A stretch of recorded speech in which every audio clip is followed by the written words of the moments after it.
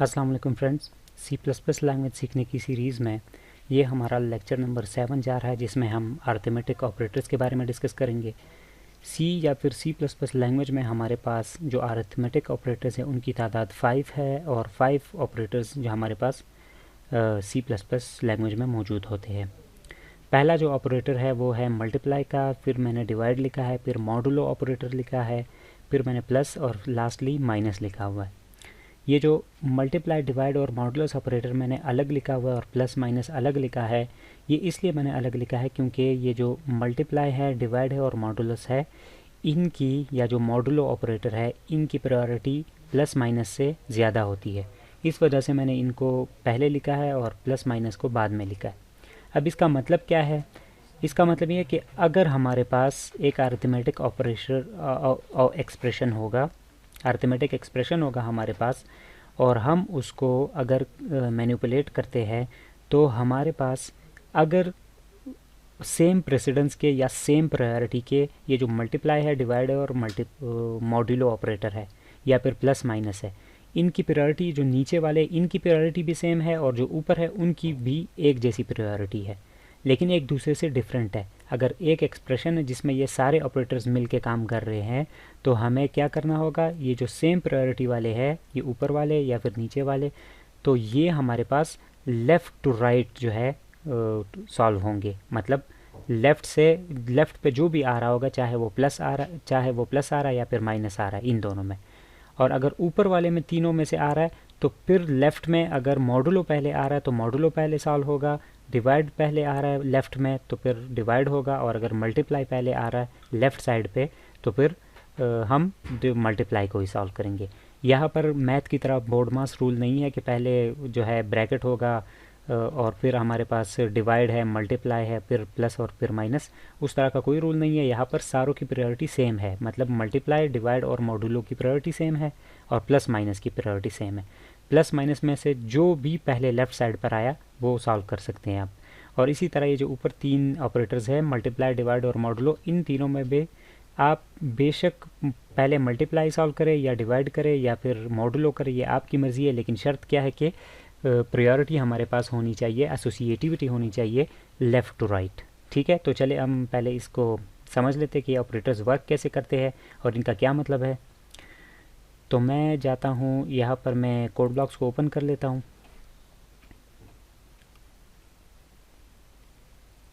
यहाँ से मैं जो है क्रिएट न्यू प्रोजेक्ट यहाँ से भी कर सकता हूँ, फाइल से भी ओपन कर सकता हूँ। यहाँ से मैं कंसोल एप्लीकेशन जो है इसको ओपन कर लेता हूँ, यहाँ से नेक्स्ट कर लेता हूँ। यहाँ से मैं कोई भी लैंग्वेज सेलेक्ट कर सकता हूँ। सी में अगर काम करना चाहता हूँ तो सी कर लेता हूँ, अगर C++ में तो C++ कर लेता हूँ। ये सीरीज़ हमारी C++ की है तो मैं यहाँ से सिंपली नेक्स्ट कर लेता हूँ। यहाँ से मैं जो है इसको नाम दे देता हूँ, लेट्स से लेक्चर नंबर 7। और ये हमारे पास डी ड्राइव के अंदर मैंने एक फ़ोल्डर बनाया हुआ था। ये पाथ आप मेक श्योर करें आपने कोई पाथ सेलेक्ट किया हो यहाँ पर। अगर ये जगह आपकी एम्प्टी है तो आपका प्रोजेक्ट सक्सेसफुली रन नहीं होगा। ठीक है, तो ये आपको एक पाथ सेलेक्ट करना पड़ेगा, तब जाके आपका ये जो प्रोजेक्ट है वो वहाँ पर सेव होगा। यहाँ से मैंने नेक्स्ट कर दिया और यहाँ से फिनिश।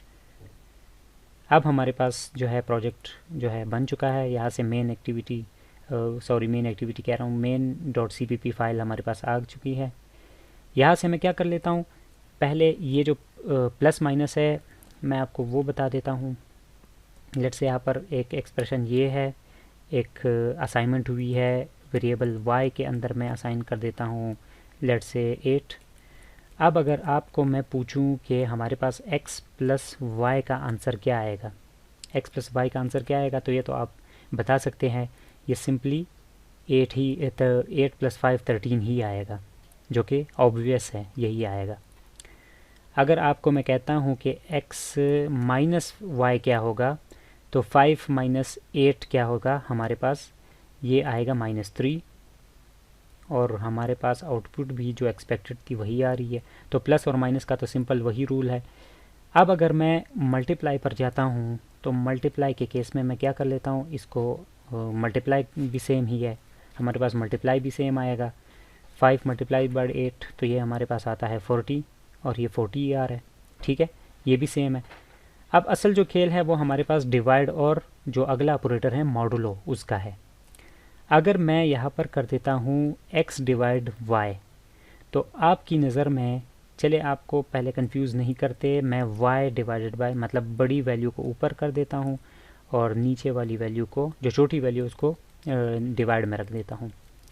तो अगर आप सिंपल मैथ अप्लाई करें, यहाँ पर मैं साइड पे पहले आपको मैथ के बारे में बता देता हूँ।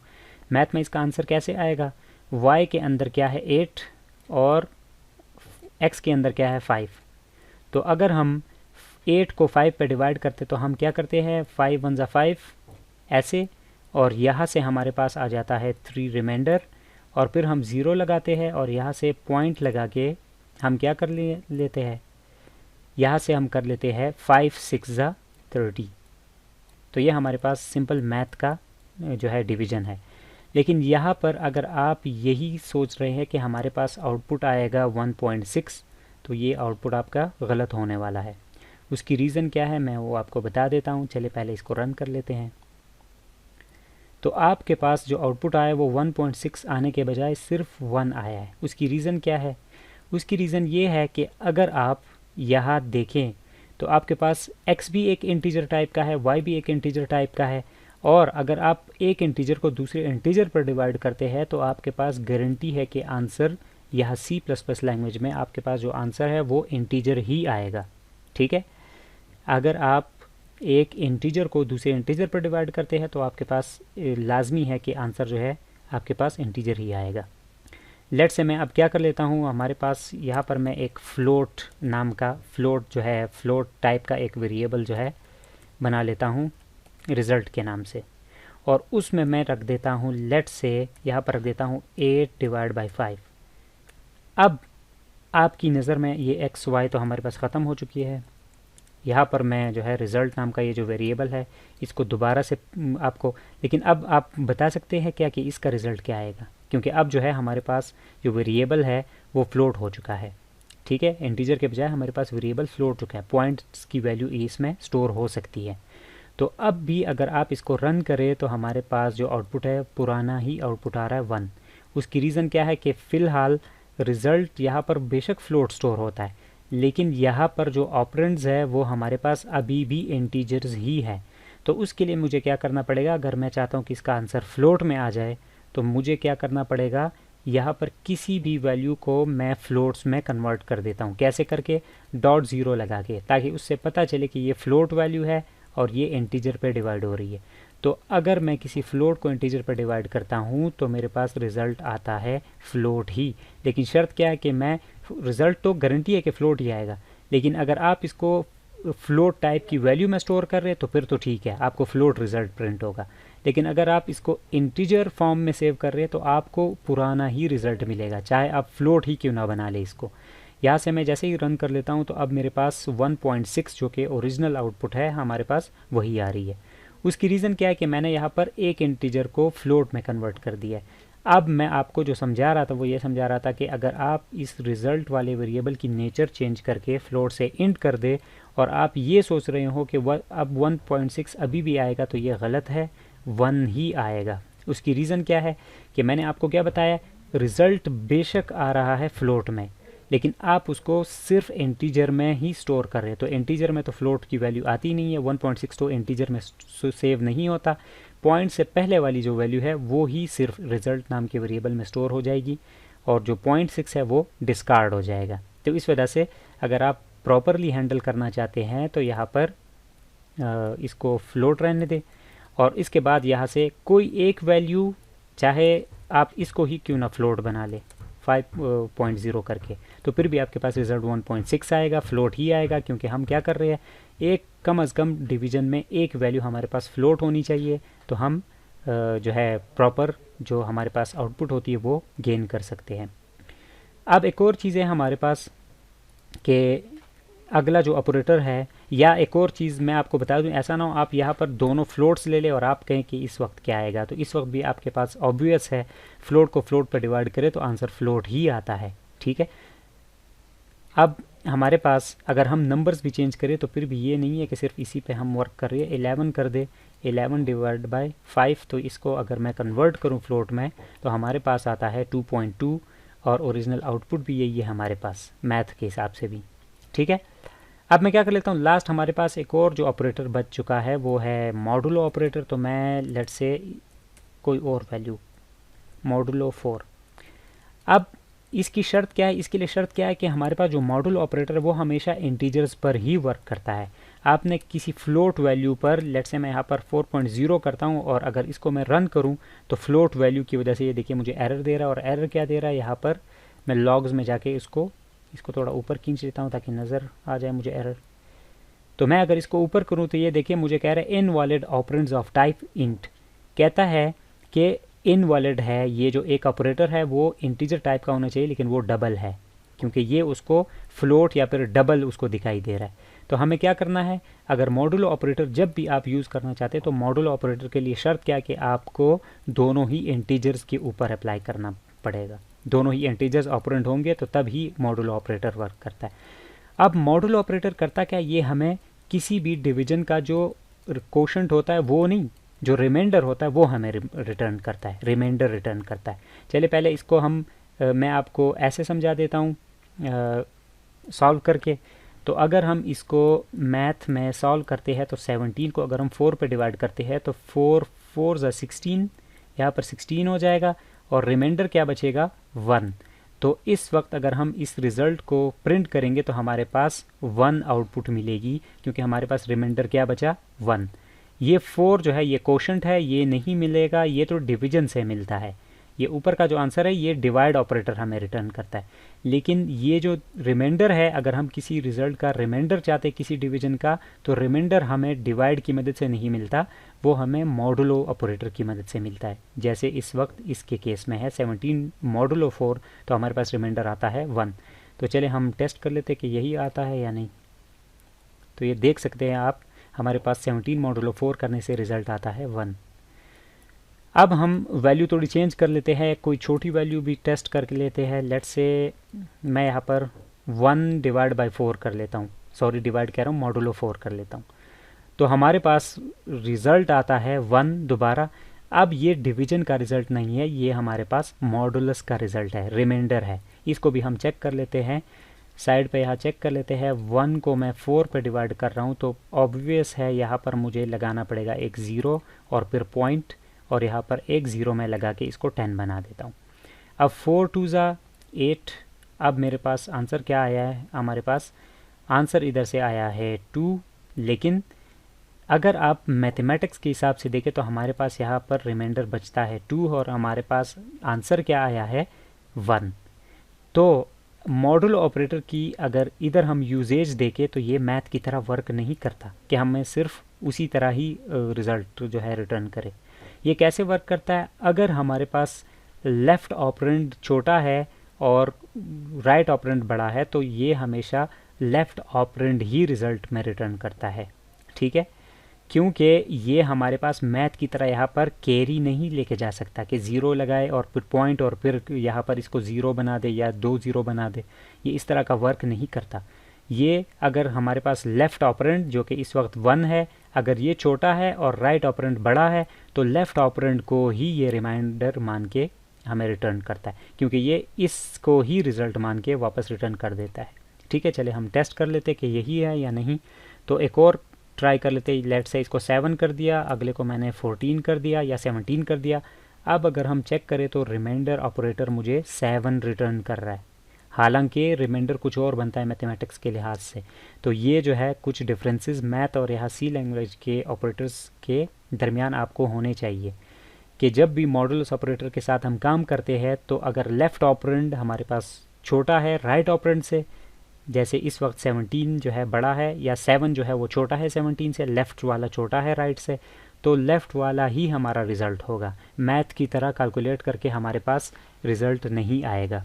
ठीक है, ये ज़्यादातर ये ट्रिक जो है MCQs में ज़्यादातर पूछी जाती है या फिर कभी कभार पूछी जाती है कि रिमाइंडर ऑपरेटर है और ये लेफ़्ट ऑपरेंड छोटा है और राइट ऑपरेंड बड़ा है, तो उस केस में हमारे पास रिमाइंडर क्या आएगा तो उसका आंसर है कि लेफ़्ट ऑपरेंड अगर छोटा है तो लेफ़्ट ऑपरेंड ही हमारे पास रिज़ल्ट आएगा। ठीक है, तो ये हमारे पास अर्थमेटिक ऑपरेटर्स थे। जितने भी अर्थमेटिक ऑपरेटर्स थे मैंने आपको क्लियरली एक्सप्लेन कर दिए हैं। अब मैं क्या कर लेता हूँ, मैं एक मिक्स एक्सप्रेशन लिख देता हूँ ताकि आपको पता चले कि एसोसिएटिविटी कैसे चेक होती है। अब ये तो अलग-अलग आपको मैंने बता दिए। अब मैं क्या कर लेता हूँ, यहाँ से मैं एक एक्सप्रेशन अपने आप से ही लिख लेता हूँ, 5 मल्टीप्लाइड 65 या फिर छोटे छोटे एक्सप्रेशन लिख दे ताकि सॉल्व करने में आसानी हो। Divide 4 + 9 - 3 multiplied 2। तो इसका रिज़ल्ट अगर आप चेक करते हैं, जैसे मैंने आपको पहले ही कहा था कि अगर एक अर्थमेटिक एक्सप्रेशन है और उसमें अर्थमेटिक जो ऑपरेटर्स है वो मिक्स सारे आ रहे हों या कुछ एक से ज़्यादा ऑपरेटर्स आ रहे हो, तो फिर उस वक्त आप क्या करेंगे, तो उस वक्त आप देखेंगे अगर प्लस और माइनस एक साथ आ रहे हैं जैसे इस केस में है, तो जो प्लस है वो पहले सॉल्व होगा क्योंकि ये लेफ़्ट पर, क्योंकि दोनों जो है एक की प्रायोरिटी क्या है, तो लेफ़्ट साइड पे जो भी आ रहा है चाहे ये प्लस है चाहे ये माइनस है, यही वाला ही पहले सॉल्व होगा। अब यहाँ पर एक इस साइड से अगर हम देखते हैं लेफ़्ट साइड से, तो हमारे पास मल्टीप्लाई और फिर हमारे पास सेकंड नंबर पर है डिवाइड। तो डिवाइड पहले होगा या मल्टीप्लाई पहले होगा। अगर हम सिंपल कैलकुलेटर यूज़ करें या अपनी मैथ यूज़ करें तो हम डिवाइड पहले सॉल्व करते हैं, लेकिन इस केस में हमारे पास रूल ये है क्योंकि इनकी प्रायोरिटी सेम है लेकिन एसोसिएटिविटी जो है इनकी लेफ़्ट टू राइट है, तो पहले हमें मल्टीप्लाई को सॉल्व करना पड़ेगा, फिर डिवाइड को, और फिर अगले स्टेप पे जाएंगे। ठीक है, ऐसे नहीं है कि पहले डिवाइड को ही सॉल्व करें। तो इधर इसके हिसाब से इसका आंसर सी लैंग्वेज या C++ लैंग्वेज के हिसाब से इसका आंसर क्या बनता है वो हम टेस्ट कर लेते हैं। तो पहले हम इसको सॉल्व कर लेते हैं, 5 × 6, क्योंकि इसकी एसोसिएटिविटी या डिवाइड और इसकी जो प्रायोरिटी है वो सेम है, लेकिन एसोसिएटिविटी के लिहाज से ये लेफ़्ट साइड पे ये मल्टीप्लाई पहले आ रहा है, तो पहले हम मल्टीप्लाई कर लेंगे, ये 30 बन जाएगा। इसको हम डिवाइड करेंगे 4 पे, तो और साथ अभी नेक्स्ट स्टेप पे और कर लेते हैं जो भी हम करना चाहते हैं। ये हो गया 9, और फिर उसके बाद मैंने माइनस कर दिया, और माइनस के साथ ही यहाँ पर मैं ये जो एक्सप्रेशन है इसको भी सॉल्व करके 3 × 6 बना देता हूँ। ठीक है, ये आ गया। अब दोबारा से हम एक्सप्रेशन को जो है देख लेते हैं, इस एक्सप्रेशन को, नया जो हमारे पास एक्सप्रेशन आया है, इस एक्सप्रेशन के लिहाज से 30 और फिर डिवाइड आता है और 4, तो 30 को डिवाइड करेंगे 4 से, तो अब हम चेक कर लेते हैं कि यहाँ पर हमारे पास क्या आता है। 30 को डिवाइड कर देते हैं 4 से, लेकिन आप जो है यहाँ पर मेक श्योर कर ले ये इंटीजर है, इंटीजर को इंटीजर पे डिवाइड कर रहे हैं आप। ये देखिए 30 को 4 पे डिवाइड कर रहे हैं, 30.4 को नहीं। ऐसा ना हो आप यहाँ फ्लोट पे आंसर ले आए, आपने इंटीजर आंसर लेना है। तो कैसे करेंगे, 4 7 are 28 और ये हमारे पास 2 रिमाइंडर बच गया। ये हमारा रिक्वायर्ड आंसर है और आगे सॉल्व नहीं करना। क्यों? क्योंकि हमारे पास यहाँ इंटीजर को इंटीजर पे डिवाइड किया जा रहा है, 30 को 4 पे डिवाइड किया जा रहा है। तो इसका आंसर आ जाएगा 7 और फिर उसको प्लस कर देंगे 9 और फिर माइनस करेंगे 6। अब मेरे पास लास्टली ये एक्सप्रेशन बच चुका है और इस एक्सप्रेशन के मुताबिक अगर प्लस माइनस आ रहे हो तो दोनों की प्रायोरिटी तो सेम है, चाहे आप पहले माइनस करें या पहले प्लस कर दे, एक ही बात है। लेकिन C++ लैंग्वेज के असूल के मुताबिक एसोसिएटिविटी लेफ़्ट ऑपरेंड की ज़्यादा होती है राइट ऑपरेंड से। ठीक है, सॉरी ऑपरेंड कह रहा हूँ, ऑपरेटर से।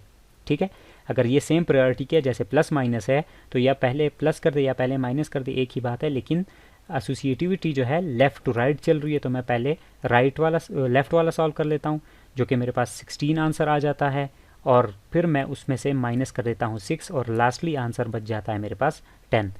तो ये मेरे पास AN आंसर आ गया।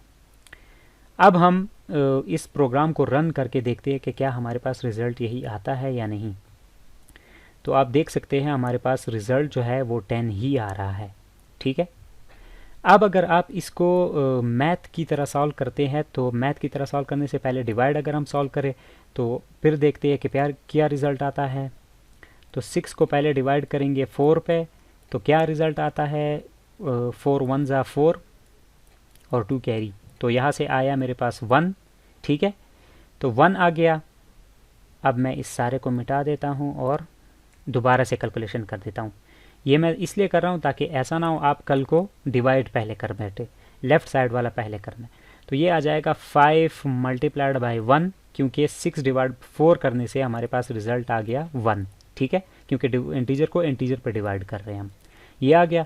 फिर हमने किया +9 और फिर हमने माइनस किया 6, ये आंसर आ गया।